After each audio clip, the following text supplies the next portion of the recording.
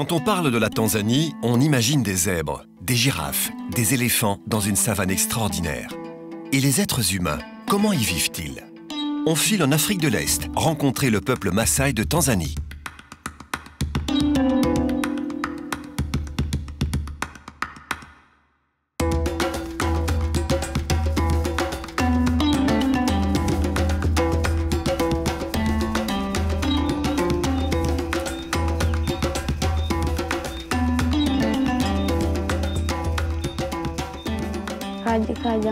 Je m'appelle Les Kokoyo et j'ai 14 ans. J'ai 6 vaches et 20 moutons.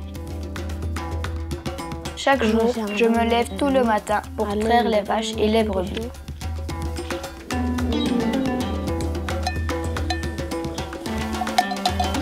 Les Kokoyo vit avec sa famille dans une boma, un groupe de petites maisons disposées en cercle et entourées d'enclos pour y garder le bétail. Une vingtaine de personnes y habitent. Dans sa maison, il y vit avec sa mère, ses sœurs et ses neveux. Ils dorment à l'intérieur ou sous les étoiles, comme les Kokoyo.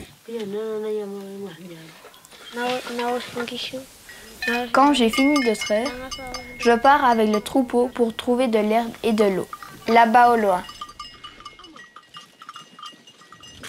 Avoir des animaux est précieux pour les éleveurs. Ils fournissent du lait, de la viande et peuvent être vendus pour gagner de l'argent. Les vaches sont particulièrement importantes. Quand une vache naît, nous nous réjouissons, car le troupeau s'agrandit. Posséder beaucoup de vaches, c'est prestigieux. Il est très rare que nous en mangions. C'est seulement le cas lors de grandes occasions. Et nous les vendons que si nous avons des coups durs.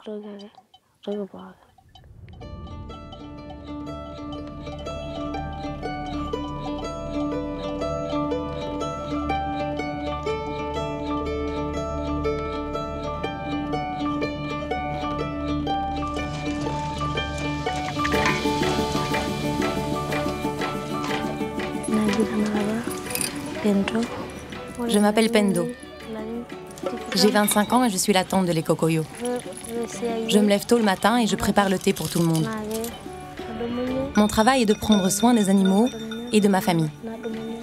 Je prends le petit déjeuner, puis je sors pour traire les chèvres et les brebis. Après ça, je rentre à la maison pour préparer la nourriture pour les enfants. Ensuite, je prépare les ânes pour aller au puits.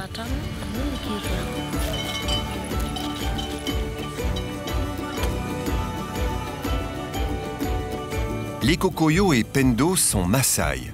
Leur peuple d'Afrique de l'Est est très ancien. Ils se déplaçaient du Kenya à la Tanzanie selon les saisons pour trouver de l'eau et de l'herbe pour nourrir leurs troupeaux. Ce peuple est aujourd'hui menacé par le manque d'accès à la terre, à la santé, à l'éducation et à l'eau. Le changement climatique dessèche les lacs, désertifie le pays et rend l'eau de plus en plus rare. L'écho emmène ses vaches à la recherche d'herbes pour les nourrir. En chemin, il rencontre son oncle, Jacobo.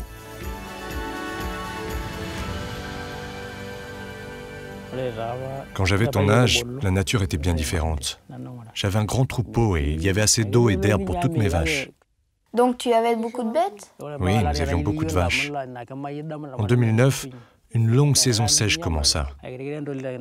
Durant cette période, les animaux sont morts alors qu'ils étaient en bonne santé à cause du manque d'herbe et d'eau, car toute la région était desséchée. Même les animaux sauvages comme les zèbres, les singes et les girafes venaient au puits pour trouver de l'eau. Depuis lors, les saisons des pluies sont de plus en plus courtes. C'est vrai qu'il ne peut plus beaucoup. Chaque année, nous manquons de pluie. Avec ce changement climatique, il y a beaucoup moins d'herbe et d'eau. Du coup, les animaux ont moins de force pour faire des petits et produire du lait. Ils sont affaiblis et tombent plus vite malades. L'agriculture consomme beaucoup d'eau pour l'irrigation et accentue le problème de l'accès à l'eau. Et puis, le tourisme nécessite d'agrandir les parcs animaliers, ce qui limite l'accès aux terres pour les Maasai et leurs troupeaux. Le gouvernement est en train d'étendre les parcs nationaux sur nos territoires. Il existe un parc d'animaux pour les touristes près d'ici, et le bétail ne peut plus aller dans ces zones. Nous sommes chassés de nos terres. Le gouvernement les a vendus aux chasseurs et organisateurs de safaris, à nos dépens.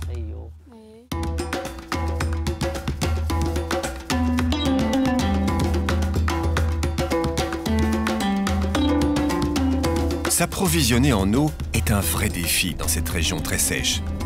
Il faut parfois parcourir 30 km puis attendre son tour pendant plusieurs heures pour accéder au puits. Pendant la saison sèche, c'est très compliqué car il n'y a pas d'eau au village. Alors je dois aller plus loin. Ça me prend toute la journée pour trouver de l'eau pour les animaux. Quand j'arrive au puits et qu'il y a beaucoup de troupeaux, j'attends mon tour dans la file. Les vieux se servent d'abord. Nous les jeunes, on passe en dernier. Et parfois, il y a même des disputes parce qu'il n'y a pas assez d'eau pour tout le monde.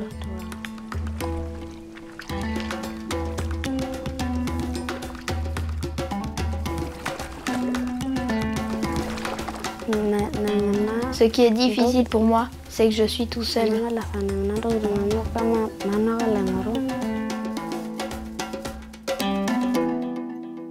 Au puits, les hommes et les animaux boivent la même eau. Cela peut entraîner des conflits, mais aussi un risque de transmission des maladies. Je mets 2 heures pour aller jusqu'au puits et rentrer. Quand il n'y a pas d'eau, j'attends, ou je reviens le lendemain. Le bétail boit en premier, puis seulement j'ai le droit de prendre de l'eau pour ramener à la maison. Le problème, c'est le risque de maladie. Il n'est pas normal que les animaux boivent avant les humains. Dans la plupart des cas, une fois que les animaux ont bu, ils ne pourront pas revenir avant 3 jours pour que d'autres éleveurs et leurs troupeaux puissent profiter de ce point d'eau.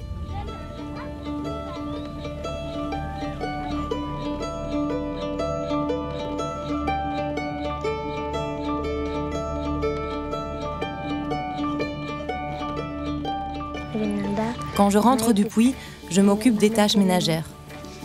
Je vais chercher du charbon pour le feu, je cuisine et je fais la lessive. Le soir, je traite les brebis et je prépare le souper.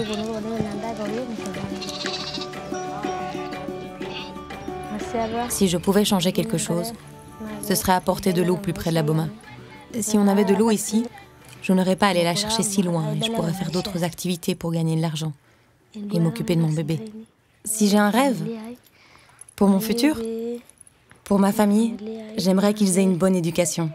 Si on a beaucoup d'enfants, je vais tout faire pour qu'ils puissent tous aller à l'école.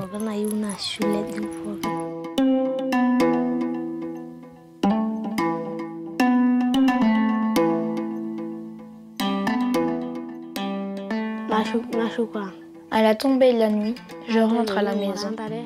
Après, je m'assure que tous les animaux sont bien rentrés. S'il manque un animal, c'est moi qui suis responsable. Et alors, je dois le retrouver. Si je suis malade ou fatiguée, mes petits frères ne vont pas à l'école et doivent s'occuper du bétail. Personne d'autre ne peut m'aider. J'ai arrêté l'école l'an dernier parce qu'il n'y avait que moi pour s'occuper des animaux. Mes grands frères sont partis pour trouver du travail en ville. Et je me suis dit que si je laissais les animaux seuls, ils allaient tous mourir et nous n'aurions plus de quoi vivre.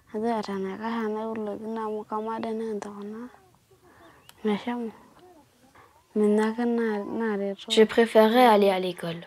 J'aimerais apprendre beaucoup de langues et plus de choses. Je ferai tout ce que je peux pour retourner à l'école. Plus tard, j'aimerais devenir politicien et membre du Parlement. J'aiderai la population en lui apportant de l'eau.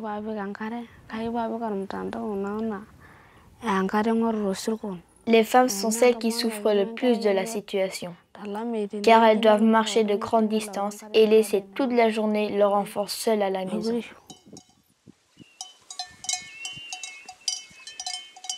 En s'intéressant au peuple Maasai, on se rend compte des difficultés de leur vie. Le bétail, qui est leur richesse et un moyen de survie, meurt ou tombe malade à cause du manque d'eau, de nourriture et de soins vétérinaires.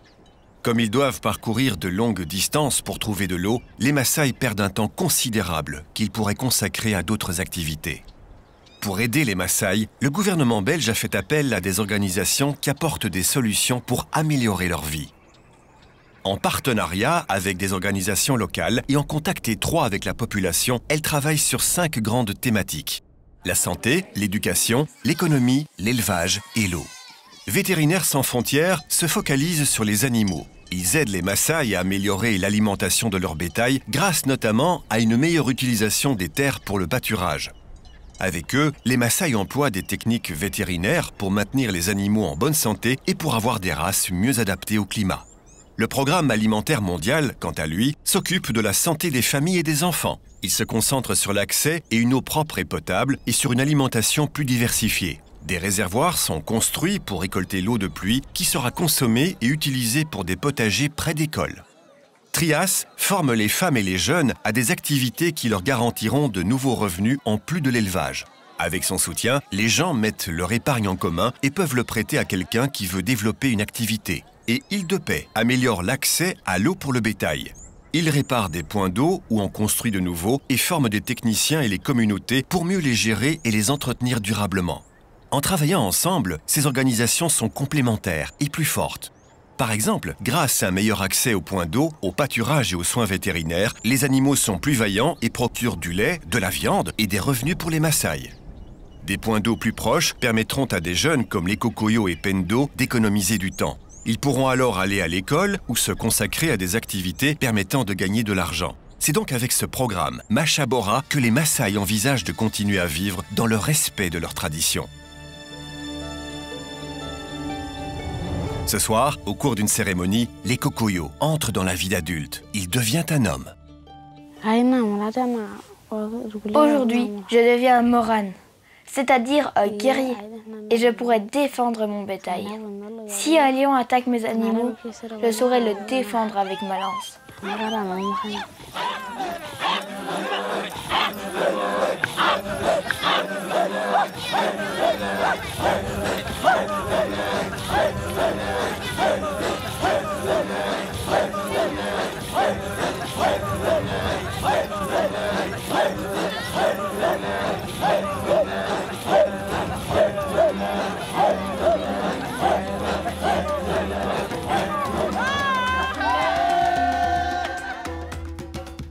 Cette volonté et cette force qu'affichent les Kokoyo et Pendo sont les prémices d'un monde meilleur.